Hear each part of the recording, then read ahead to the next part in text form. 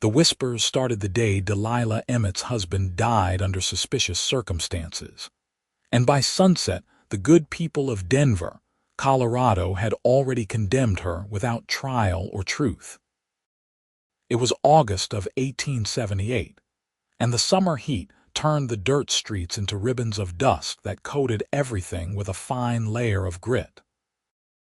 Delilah stood in the parlor of the small house she had shared with Thomas Emmett for 3 years, staring at his body laid out on the dining table, while Dr. Patterson examined him with methodical precision. She had found Thomas at dawn, collapsed in the barn with foam at his lips and his eyes wide with what looked like terror. The doctor's grim expression told her everything she needed to know before he even spoke the words. "Poison," Dr. Patterson said quietly, though not quietly enough to keep the neighbors who had gathered outside from hearing. "Arsenic, most likely.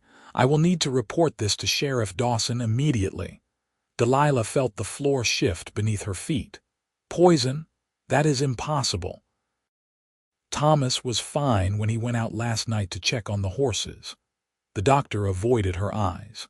"Nevertheless, Mrs. Emmett, the signs are unmistakable. The sheriff will want to speak with you." By the time Sheriff Dawson arrived with his deputy, a crowd had formed outside the house. Delilah could hear the murmurs, the speculation already taking root like weeds in fertile soil. She was 23 years old, 10 years younger than Thomas had been. She knew what they were thinking. Young wife, older husband, a small fortune in land and livestock. The story wrote itself in their minds, regardless of the truth. Sheriff Dawson was a stern man with a gray mustache and eyes that had seen too much of human nature to trust easily. He questioned Delilah for over an hour while Thomas's body grew cold on the table. Where had she been? What had Thomas eaten, had they argued? Did she know anything about the rat poison kept in the barn? "Sheriff, I loved my husband," Delilah said, her voice steady despite the trembling in her hands. "I would never harm him. We had no quarrel. I have no idea how this happened." But doubt had already planted its seeds. By evening, after the undertaker had taken Thomas's body and the crowds had dispersed, Delilah stood alone in her house and knew that her life in Denver had fundamentally changed. The looks she had received, the way former friends had hurried past without meeting her eyes, told her everything. In the absence of facts, gossip would fill the void, and gossip was rarely kind to young widows. The next morning, Delilah went into town to buy supplies. She needed flour and coffee, basic necessities that could not wait. The general store fell silent when she entered. Martha Henderson, who had been her friend since Delilah had arrived in Denver as Thomas's bride, turned her back completely. Samuel Cooper, the store owner, served her with tight lips and disapproving eyes. "That will be $2, he said curtly, not bothering with the usual pleasantries. Delilah paid and left quickly, feeling the weight of judgment pressing down on her shoulders. She had made it halfway down the wooden sidewalk when she heard the voices. "Poisoned her own husband for his money," one woman hissed to another. "Everyone knows it." "Shameful," her companion agreed. "Poor Thomas, he never knew what kind of woman he had married." Delilah stopped walking. Her first instinct was to turn around to defend herself, to scream the truth into their faces. But she knew it would do no good. Their minds were made up. Instead, she continued walking, her spine straight and her head high, even as tears threatened to blur her vision.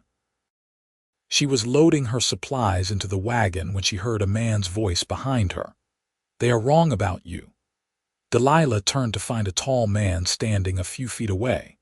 He was broad-shouldered and lean, with dark hair that touched his collar and eyes the color of creek water in summer. He wore the dusty clothes of a working cowboy, worn denim pants, a faded blue shirt, and a hat that had seen better days. A gun belt sat comfortably on his hips, but his hands were relaxed at his sides.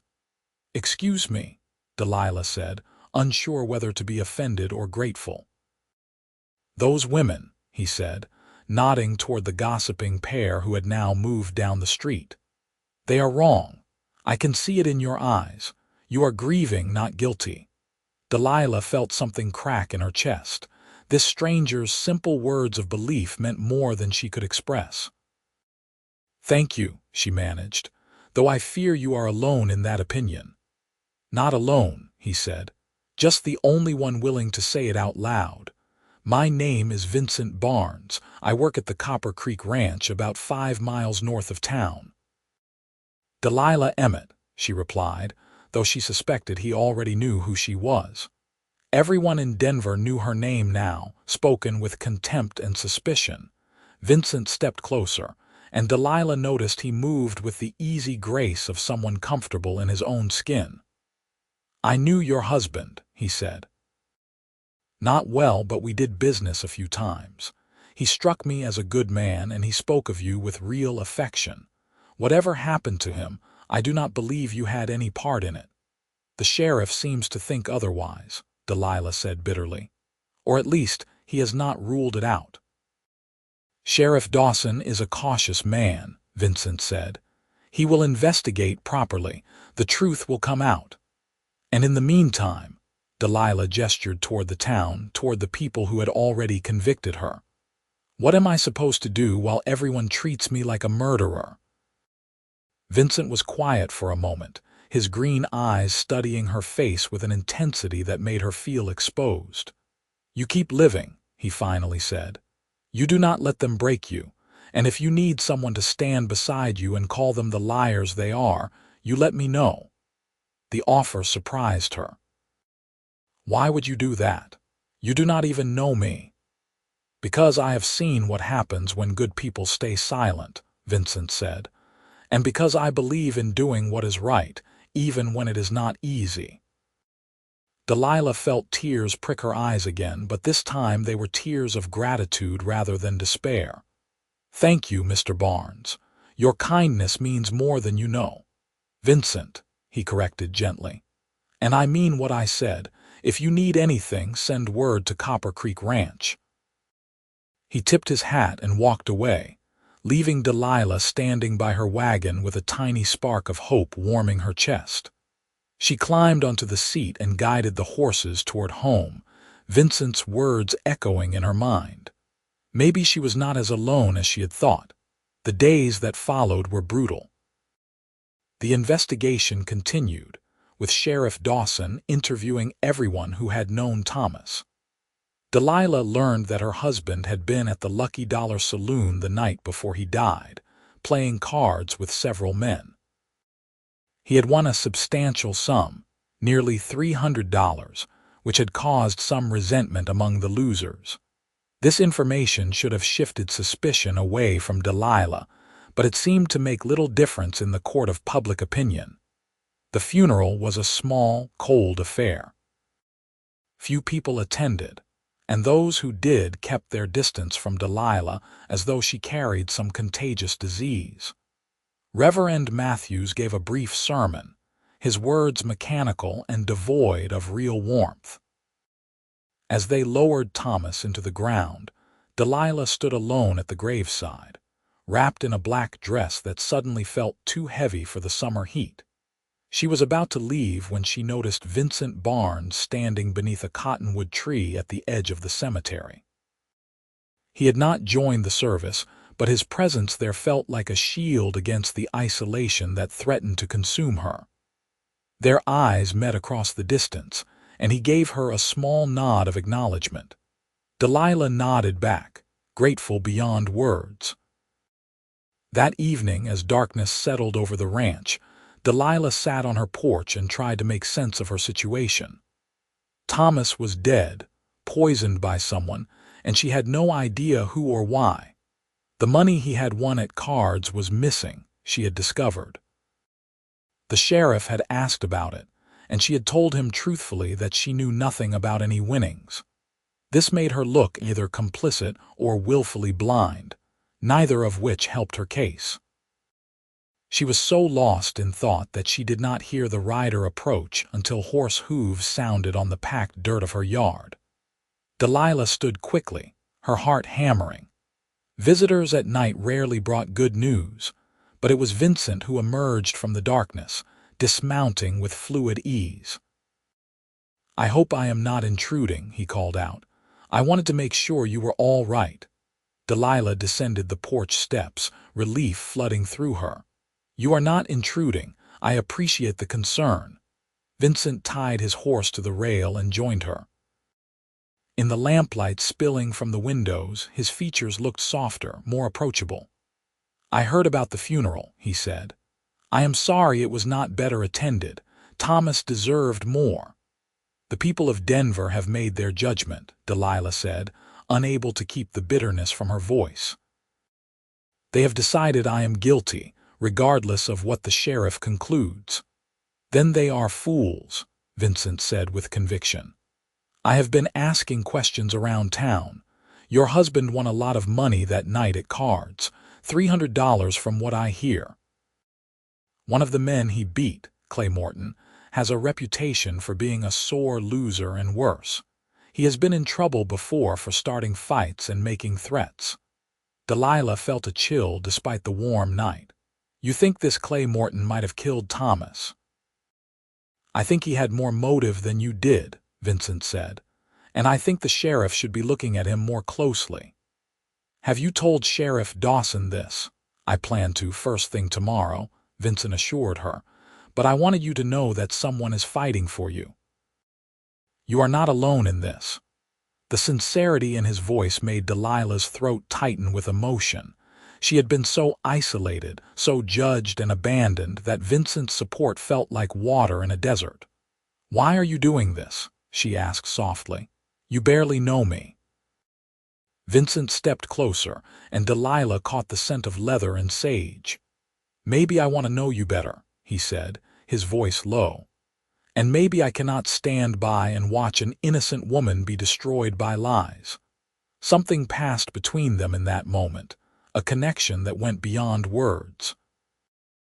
Delilah felt it in her bones, a recognition that this man standing before her was different from anyone she had ever known. He saw her, truly saw her, not as the town's villain but as a person deserving of truth and justice. "Thank you," she whispered, "for believing in me." Vincent's hand reached out, hovering for a moment before gently touching her arm. The contact was brief but electric, sending warmth spreading through her body. "Get some rest," he said. "Things will look better in the morning." He left soon after, riding back into the darkness, but his presence lingered like a promise. Delilah went inside and lay awake for hours, thinking not just about Thomas and the investigation, but about Vincent Barnes and the unexpected comfort he had brought into her life. True to his word, Vincent spoke with Sheriff Dawson the next day. Delilah learned this when the sheriff himself appeared at her door that afternoon, his expression less hostile than it had been. "Mrs. Emmett," he said, removing his hat, "I have been following up on some new information. It seems your husband had a confrontation with Clay Morton after the card game. Several witnesses confirm that Morton was angry about losing and made some threatening remarks. I will be questioning him thoroughly." "Does this mean you no longer suspect me?" Delilah asked, hardly daring to hope. The sheriff's face softened slightly. "I never wanted to suspect you, madam, but I had to consider all possibilities. The evidence is starting to point in a different direction. I cannot make any promises yet, but I wanted you to know that the investigation is ongoing and you are not my only focus." It was not quite an apology, but it was close enough. After the sheriff left, Delilah felt as though she could breathe properly for the first time in days. The nightmare was not over, but at least there was a glimmer of light at the end of the tunnel. She decided to ride into town, determined not to hide away like a criminal. As she walked down the main street, she still received cold looks and whispers, but she held her head high, remembering Vincent's advice to not let them break her. She was leaving the post office when she saw Vincent outside the blacksmith shop. He was talking with the smith about some work on his horse's shoes, but when he noticed Delilah, his face lit up in a way that made her heart skip. "Mrs. Emmett," he said, excusing himself from the blacksmith. "How are you today?" "Better," Delilah admitted. "Sheriff Dawson came by. He told me about the new direction of the investigation. I have you to thank for that." "You have the truth to thank," Vincent said. "I just helped point the way." They stood there for a moment, aware of the eyes watching them from various doorways and windows.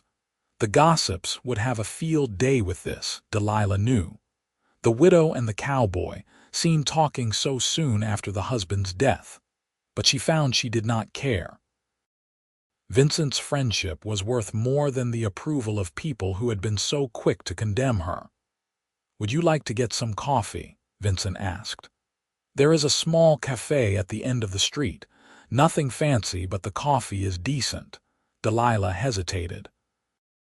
Going to a cafe with Vincent would be a public declaration of sorts, an acknowledgement that she valued his company. It would give the gossips even more ammunition. But then she thought about how lonely she had been, how isolated, and she made her decision. "I would like that very much," she said. The cafe was nearly empty when they entered, just an elderly couple in the corner and the owner behind the counter. Mrs. Reynolds, the owner, gave them a long look, but served them without comment. They sat at a small table by the window, and for the first time in what felt like forever, Delilah allowed herself to relax. "Tell me about yourself," Vincent said once they had their coffee. "Where did you come from before Denver?" "Missouri," Delilah said. "A small town called Lexington. My father was a school teacher and my mother died when I was young. I met Thomas when he came through on business. He was charming and kind, and when he asked me to marry him and come to Colorado, it felt like an adventure." "Was it a good marriage?" Vincent asked, then immediately looked apologetic. "I am sorry. That is too personal a question." "No, it is all right," Delilah said. "It was a good marriage. Thomas was a good man, patient and gentle. We did not have a passionate romance, but we had respect and affection. I cared for him deeply." Vincent nodded, his expression thoughtful. "That is more than many people have." "What about you?" Delilah asked, curious about this man who had so suddenly become important to her. "Where are you from?" "Texas originally," Vincent said. "Grew up on a ranch near San Antonio. My father died when I was young, and my mother struggled to keep things going. I started working cattle drives when I was 16, trying to earn enough to help her. But she passed a few years back, and after that, I drifted north. Ended up in Colorado and found work at Copper Creek." "Do you like it here?" Delilah asked. "I do," Vincent said, his eyes finding hers. "More so recently." The implication in his words made Delilah's cheeks warm. She looked down at her coffee, suddenly feeling like a young girl instead of a widow. "You should not say such things to me," she said softly. "My husband has only been dead a week. People will talk." "People are already talking," Vincent pointed out. "And I do not particularly care what they say. Do you?" Delilah thought about it, really thought about it. A week ago, she would have said yes, that she cared desperately about public opinion and her reputation. But the town had turned on her so quickly, so cruelly, that she realized their opinions were worth very little. "No," she said, meeting his eyes again. "I suppose I do not." Vincent smiled, and it transformed his face from handsome to devastating. "Good. Then perhaps we can be friends without worrying about what the gossips say." "Friends," Delilah repeated, testing the word. It felt safe, appropriate. But even as she said it, she knew that what was growing between them had the potential to be much more than friendship. They talked for over an hour, about everything and nothing.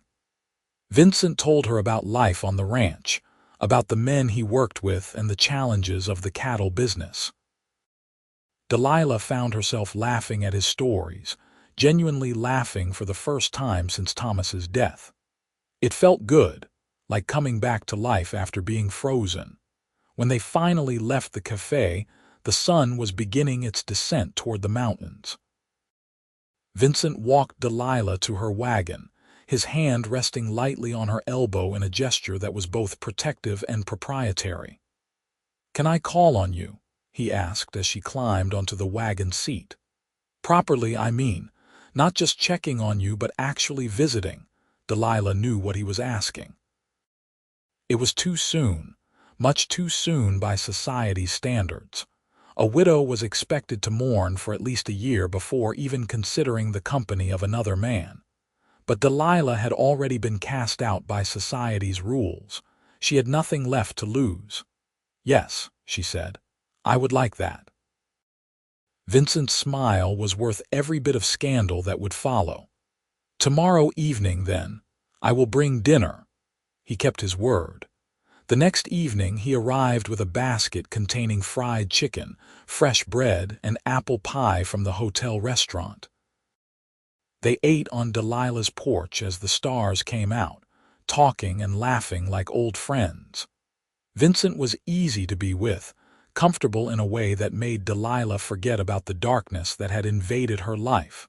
Over the following weeks, Vincent became a constant presence. He came by after work almost every day, helping with chores around the ranch that Delilah struggled to manage alone. He fixed the fence in the north pasture, repaired the barn door that had been hanging crooked, and even helped her with the garden. His presence was a comfort and a joy, and Delilah found herself watching the horizon each evening, waiting for the sight of him riding toward her. The investigation into Thomas's death continued. Sheriff Dawson questioned Clay Morton extensively, and it came out that Morton had followed Thomas home the night of the card game, demanding his money back. Several people had seen them arguing.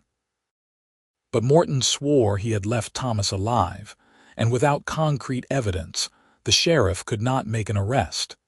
Then, 3 weeks after Thomas's death, a breakthrough came.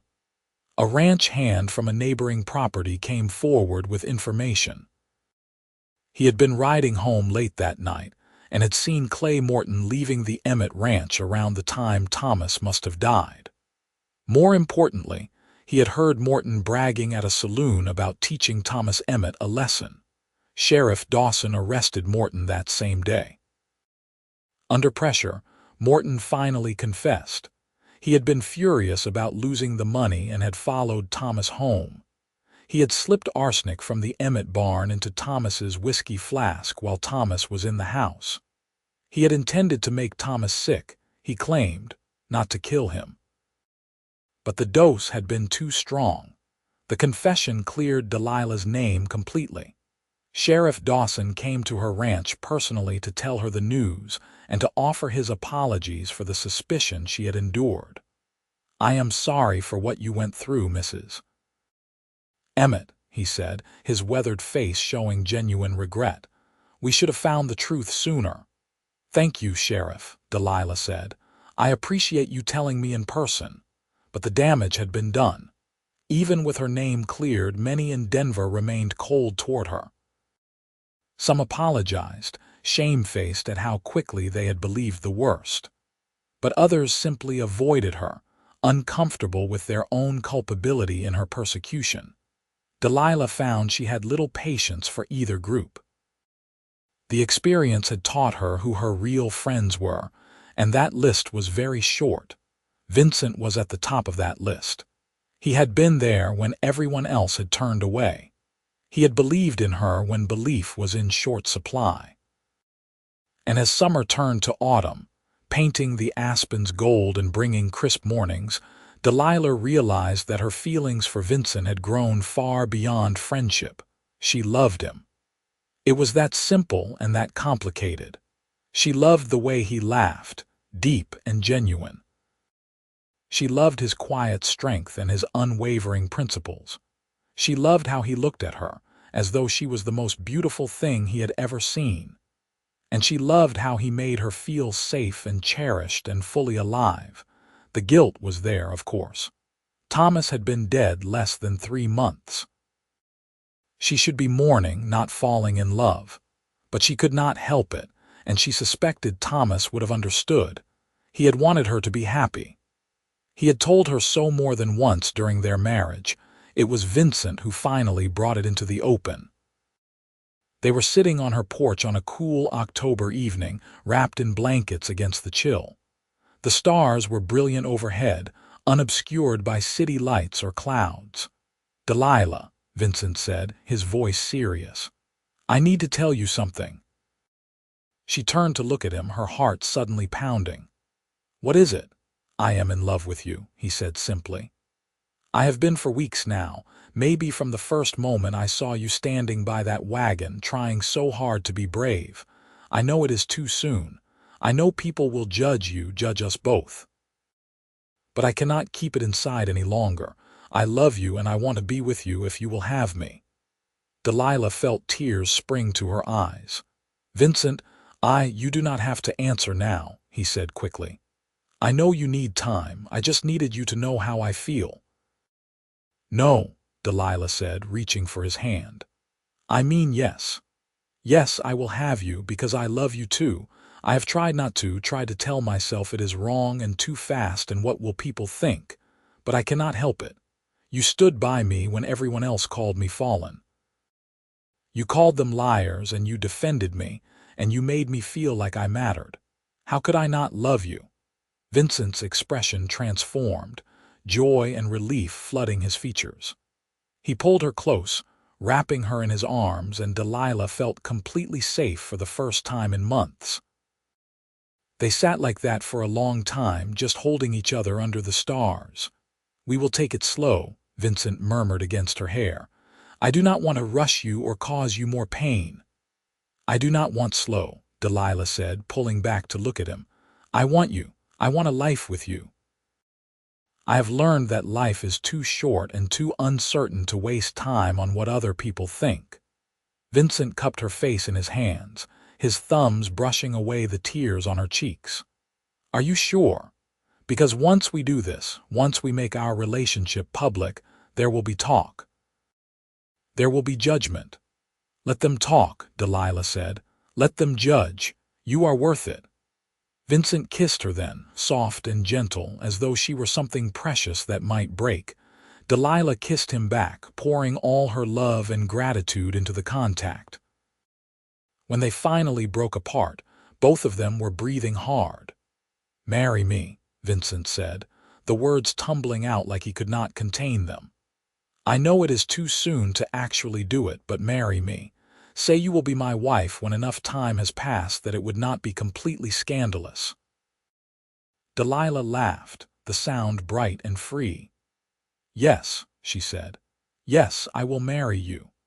They decided to wait until spring, giving Delilah a full 6 months of widowhood before remarrying. It was still shorter than propriety demanded, but it was a compromise they could both live with. In the meantime, Vincent continued to court her openly, making his intentions clear to anyone who cared to notice. The gossips had a field day, of course. Delilah heard the whispers, the speculation that she and Vincent must have been involved before Thomas's death. Some even suggested that they had conspired together to kill Thomas, despite Clay Morton's confession.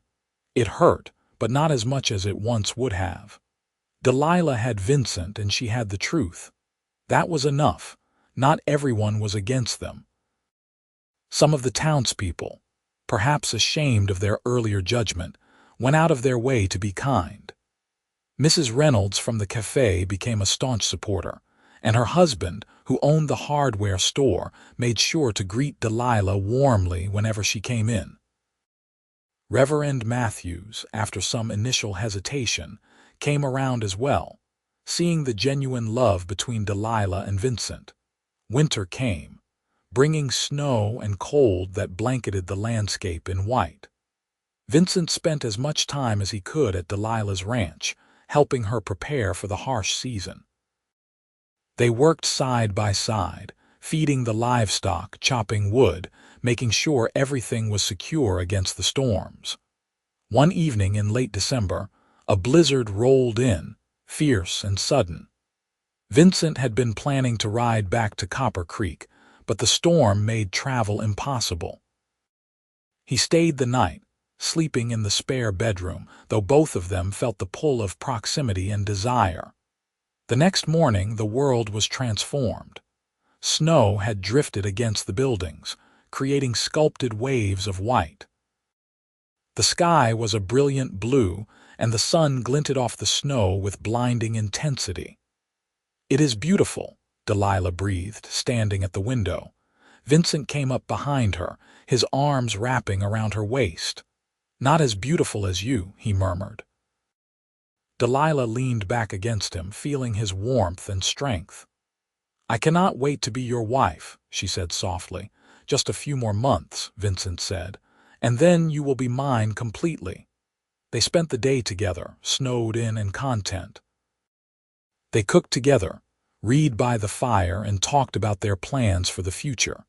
Vincent wanted to buy his own ranch eventually, a place where they could build a life together.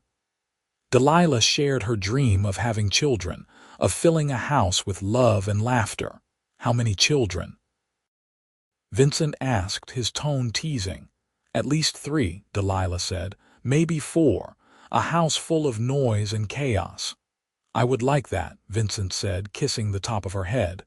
"I would like that very much." As winter progressed, their relationship deepened. They learned each other's rhythms, each other's moods and preferences. Vincent discovered that Delilah loved to read and would often bring her books from the small library in town. Delilah learned that Vincent had a talent for carpentry and was happiest when working with his hands. They faced challenges too. In January, a group of men confronted Vincent outside the saloon, accusing him of impropriety with Delilah. The leader was a friend of Clay Morton, angry at Vincent's role in Morton's arrest and conviction. "You have no right to judge me or Mrs. Emmett," Vincent said, his voice cold and hard. "She is a good woman who was wronged by this town. I stood by her because it was the right thing to do, and I will continue to stand by her regardless of what you or anyone else thinks." "She is damaged goods," one of the men sneered. "Everyone knows she was probably having an affair with you while her husband was alive." Vincent's fist connected with the man's jaw before Delilah, who had been watching from across the street, could even cry out. The man went down hard, and his companions moved forward, ready to fight. But Sheriff Dawson appeared, his gun drawn, and order was quickly restored. "That is enough," the sheriff barked. "Vincent, go on home. The rest of you, clear out before I arrest the lot of you for disturbing the peace." Vincent walked away, his knuckles bleeding but his head high. Delilah hurried to his side, her heart pounding with fear and pride. "You should not have hit him," she said, even as she took his hand to examine the damage. "He insulted you," Vincent said simply. "I will not allow that. What if they had really fought you? What if you had been hurt?" Vincent stopped walking and turned to face her. "Delilah, I will always defend you, always. These people called you fallen when you never fell. I called them liars then, and I will call them liars now. I do not care what it costs me." Delilah felt tears sting her eyes. "I do not deserve you." "You deserve everything," Vincent said fiercely. "And I plan to spend the rest of my life giving it to you." February brought the first hints of spring. The days grew longer, the snow began to melt, and Delilah started planning for the wedding. It would be a small affair, just a few close friends and Reverend Matthews. She had no desire for a large celebration, not after everything she had been through. Vincent gave notice at Copper Creek Ranch, explaining that he would be starting his own operation. His boss, a fair man named Richard Hartford, congratulated him and even helped him find a piece of land for sale at a reasonable price. It was 100 acres bordering Delilah's property, perfect for combining into one larger ranch. They were married on a bright day in early April, when the aspens were just beginning to bud and wildflowers dotted the meadows. Delilah wore a simple blue dress, and Vincent wore his best suit. The ceremony was short and heartfelt, with Reverend Matthews speaking about second chances and the power of love to overcome adversity. When Vincent slipped the ring onto Delilah's finger, she felt a completeness she had never experienced before. This was right. This was where she was meant to be. "I love you," Vincent said, his voice thick with emotion. "I love you too," Delilah replied. "Always." They kissed as husband and wife, sealing their union in front of God and the small gathering of witnesses. Mrs. Reynolds had prepared a meal at the cafe for the wedding party, and they spent the afternoon celebrating with good food and better company. That evening, Vincent carried Delilah over the threshold of what was now their home. He set her down gently in the parlor, his eyes dark with love and desire. "Hello, Mrs. Barnes," he said softly. "Hello, Mr. Barnes," Delilah replied, her heart full to bursting. Their wedding night was tender and passionate, a claiming and a giving all at once. Vincent was gentle with her, attentive to her every need and response. Delilah had been married before, but this was different. With Vincent, it was not just physical but emotional, a joining of souls as much as bodies. Afterward, they lay tangled together, skin against skin, hearts beating in synchrony. "I never thought I could be this happy," Delilah whispered. "Get used to it," Vincent said, kissing her temple. "Because I plan to make you happy every day for the rest of our lives." They settled into married life with surprising ease. Vincent proved to be a hard-working and dedicated partner, throwing himself into building up their combined ranch. He hired a few hands to help with the work, and soon they had increased their herd and improved their grazing land. Delilah managed the household and the finances, her sharp mind and organizational skills proving invaluable. She also started a small garden that quickly became the envy of the neighboring ranches, producing vegetables and herbs in abundance. In June, Delilah realized she was pregnant. She had suspected for a week or two, but when Dr. Patterson confirmed it, she felt a surge of joy so intense it took her breath away. She told Vincent that evening as they sat on the porch watching the sunset. "I am going to have a baby," she said, unable to keep the smile from her face. Vincent's expression went through several stages: shock, disbelief, and then pure, radiant happiness. "A baby," he repeated. "We are going to have a baby." "Yes," Delilah laughed. "In January, if the doctor is correct." Vincent pulled her into his arms, holding her so tightly she could barely breathe. "This is the best news," he said, his voice rough. "The very best news." Over the following months, Vincent became even more protective and attentive. He insisted that Delilah not overdo things, hiring additional help for the household so she could rest. Delilah found his concern endearing, even when it bordered on excessive. Her pregnancy progressed smoothly. She felt well most of the time, just tired and increasingly uncomfortable as her belly grew. Vincent talked to the baby every night, his hand resting on Delilah's stomach as he told stories about his day or sang old cowboy songs he remembered from his youth. "What do you want?" Delilah asked one evening. "A boy or a girl, healthy," Vincent said immediately. "That is all I want. But if I am honest, I think a son would be wonderful, someone to teach about ranching and riding." "And if it is a girl," Delilah teased. "Then she will be the most loved, most protected girl in all of Colorado," Vincent said seriously. "And she will probably wrap me around her little finger within minutes of being born." Delilah laughed, imagining Vincent as a father. He would be wonderful at it, she knew. Patient and kind, strong and steady. The first snow fell in November, and by December the ranch was locked in winter's embrace once more. Delilah's belly was huge now, and she moved slowly, her back aching and her feet swollen.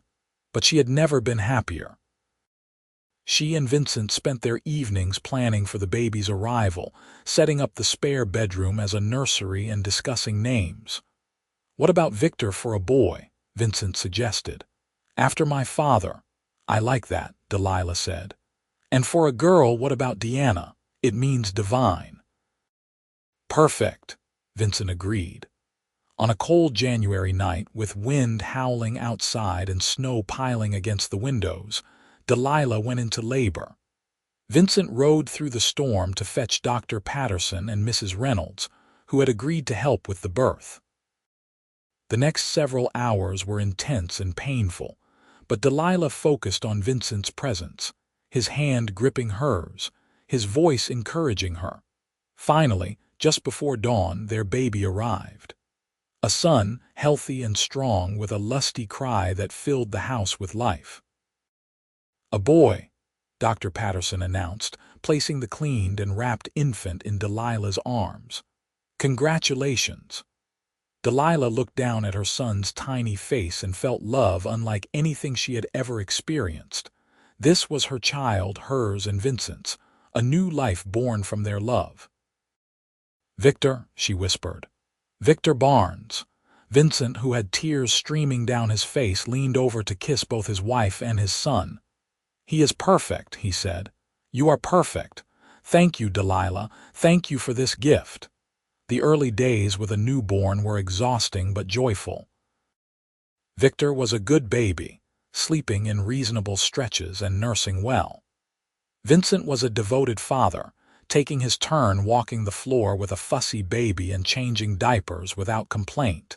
Spring came again, bringing renewal and hope. The ranch was thriving under Vincent's management, and their reputation in the community continued to improve. The people who had once called Delilah fallen now saw her as she truly was, a good woman who had suffered unjustly and emerged stronger. Some of the townspeople apologized directly, seeking her forgiveness. Delilah offered it, though some wounds took longer to heal than others. But she refused to carry bitterness.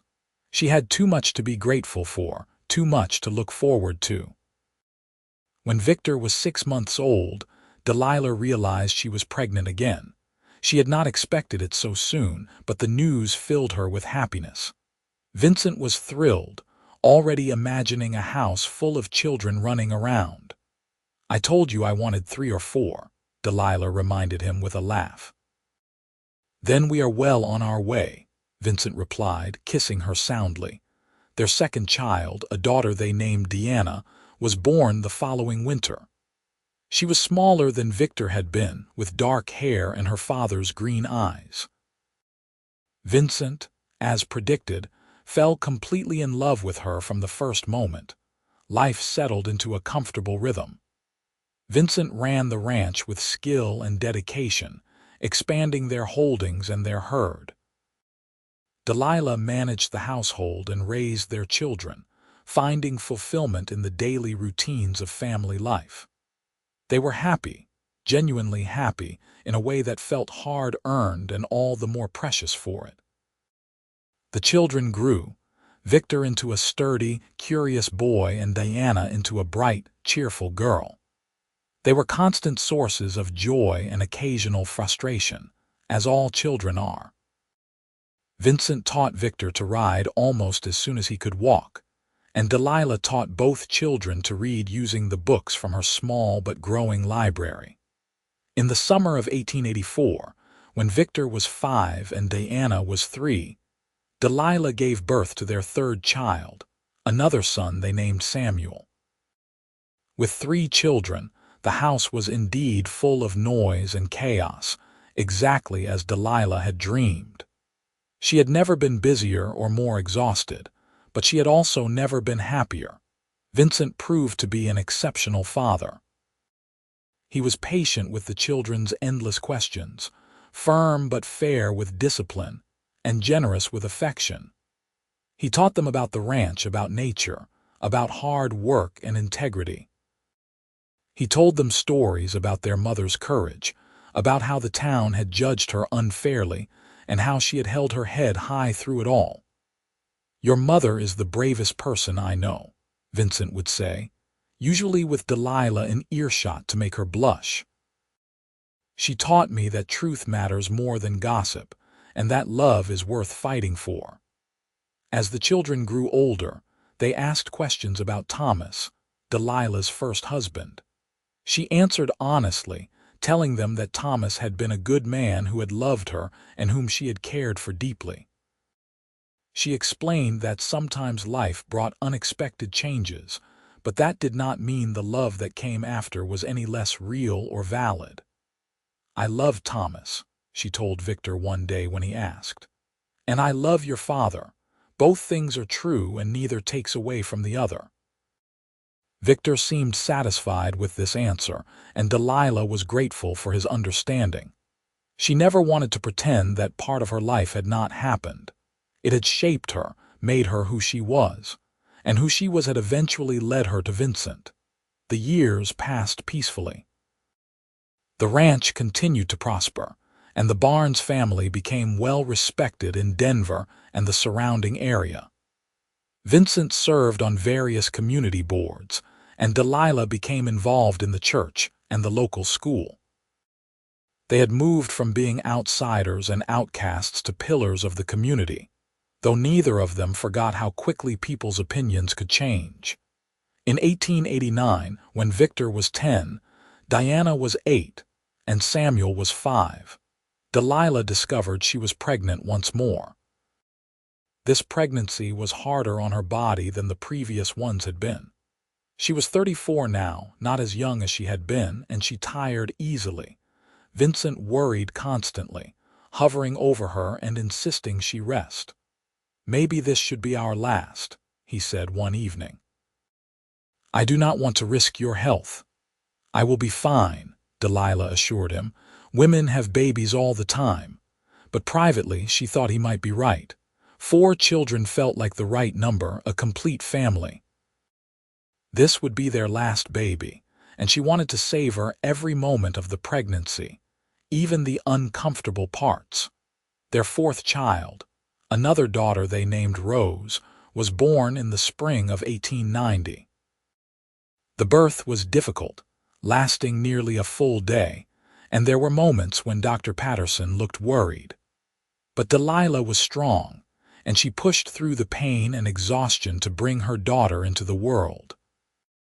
Rose was tiny and delicate, with wispy blonde hair and blue eyes that would later turn to match her mother's dark brown.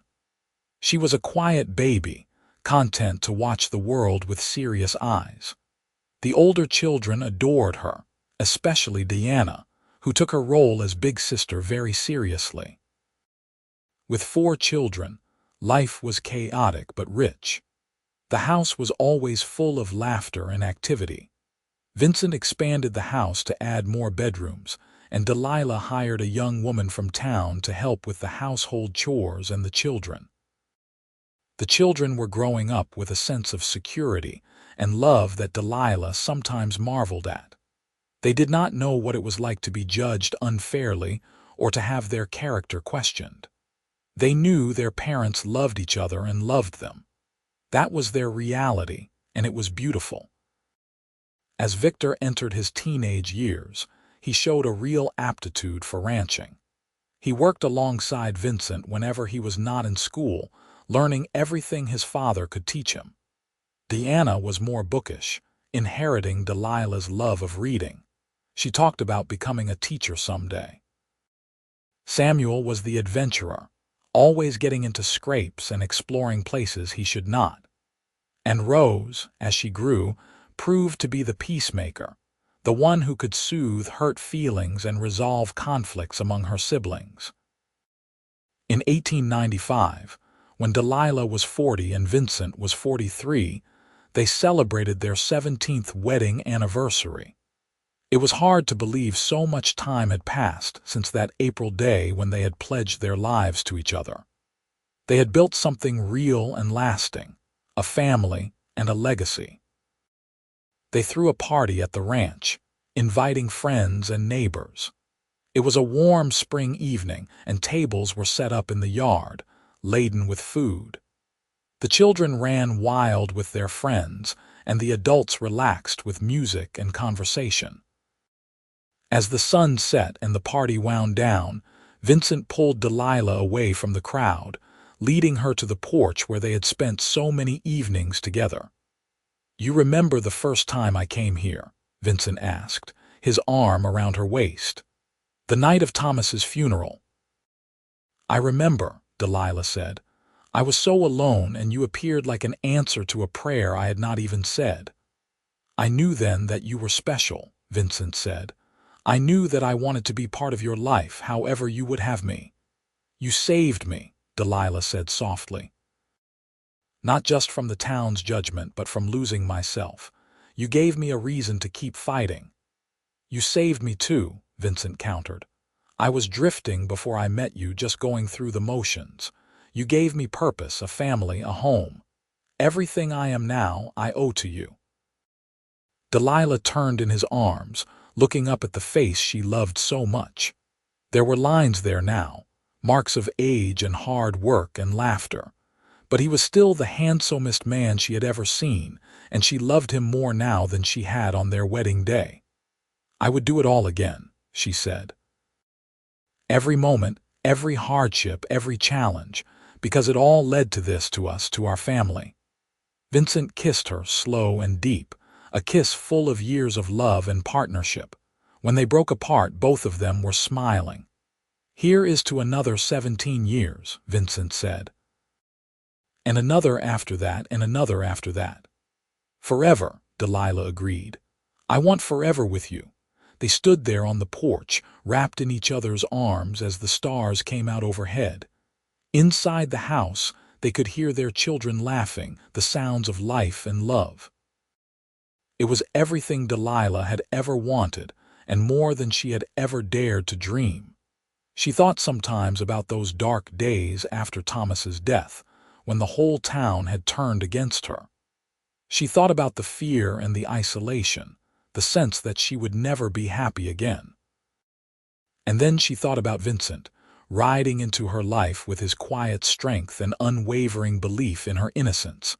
They had called her fallen when she never fell. He had stood by her and called them liars. And in doing so, he had given her back her life and her hope. He had given her love, real and true and lasting. He had given her a future she could believe in. Now, years later, surrounded by the family they had built together, Delilah knew without a doubt that every moment of suffering had been worth it. Because it had brought her to Vincent, and Vincent had brought her home.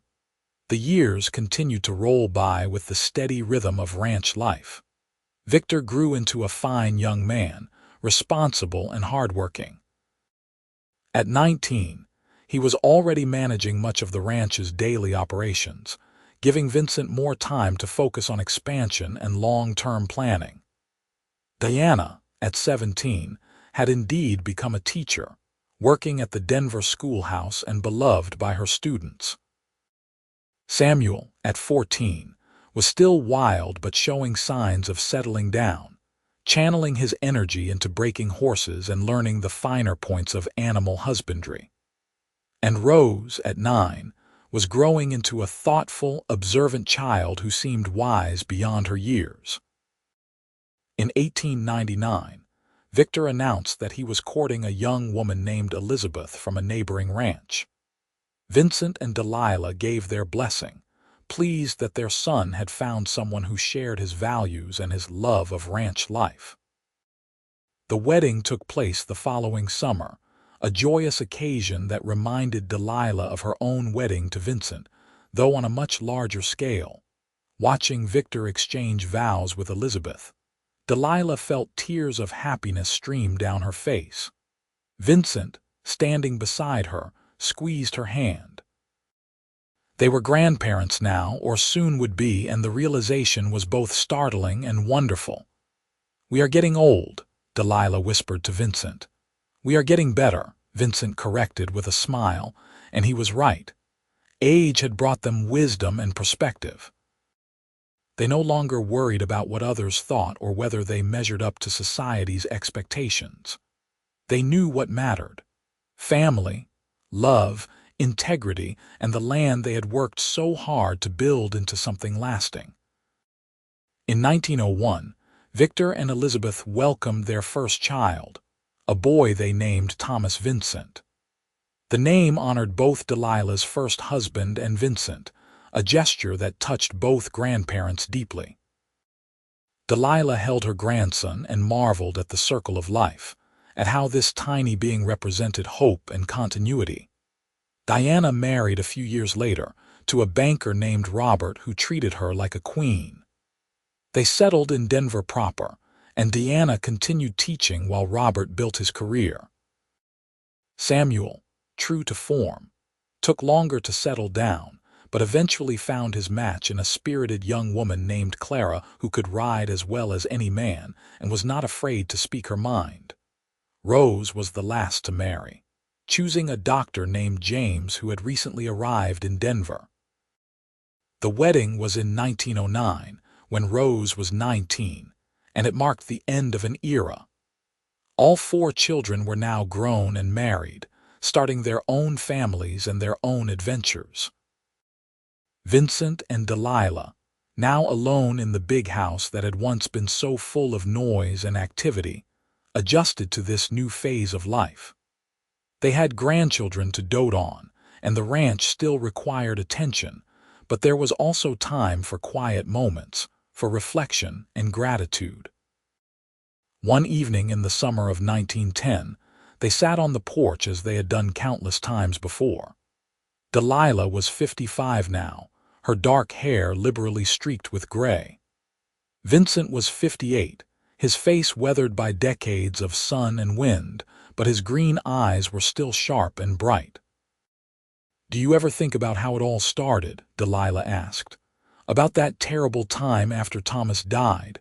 "Sometimes," Vincent admitted, "but mostly I think about everything that came after, the good things." "I was so scared then," Delilah said. "I thought my life was over, that I would always be marked by what people said about me." "You were never fallen," Vincent said firmly. "Not then, not ever. You stood tall when others tried to push you down. That takes real strength." "I had you," Delilah said. "Without you, I do not know what would have happened." Vincent pulled her close, and she rested her head on his shoulder. "We had each other," he said. "That is what mattered." They sat in comfortable silence, watching the sun paint the sky in shades of orange and pink. 32 years had passed since that terrible day when Thomas had died and Delilah's world had fallen apart. 32 years since Vincent had first spoken to her outside the general store, offering belief when everyone else offered condemnation. Those years had been full of joy and sorrow, triumph and challenge. They had raised 4 children, built a successful ranch, weathered droughts and harsh winters and economic downturns. They had loved each other through it all, their bond growing stronger with each passing year. "I love you," Delilah said, the words as true now as they had been the first time she had spoken them. "I will always love you." "And I love you," Vincent replied, "until my last breath and beyond." The stars began to appear one by one, filling the vast Colorado sky. Inside the house, lamps glowed warmly. In town, their children were tucking their own children into bed, continuing the cycle of love and family that Vincent and Delilah had worked so hard to create. They had been called outcasts once. They had been judged and condemned by people who did not know the truth. But they had survived and thrived, building a life rich with meaning and love. They had proven that truth and integrity matter more than gossip, that love can bloom even in the darkest soil, and that standing by someone in their worst moment can lead to the best of all possible futures. As they sat together in the gathering darkness, Vincent and Delilah Barnes were content. They had lived well and loved deeply. They had raised good children who were now raising good children of their own. The ranch would continue for generations, a legacy of hard work and dedication, but more than any material success, they had each other. After all the years, all the challenges, all the joys and sorrows, they still had each other. And that, they both knew, was the greatest gift of all. The night deepened, and eventually they went inside, hand in hand, to the home they had built together. Tomorrow would bring new challenges and new joys, but they would face it together, as they had faced every day since that August evening in 1878, when a cowboy had chosen to believe in a woman everyone else had condemned. They had called her fallen when she never fell. He had stood by her and called them liars. And in doing so, he had not just saved her life but had found his own true purpose.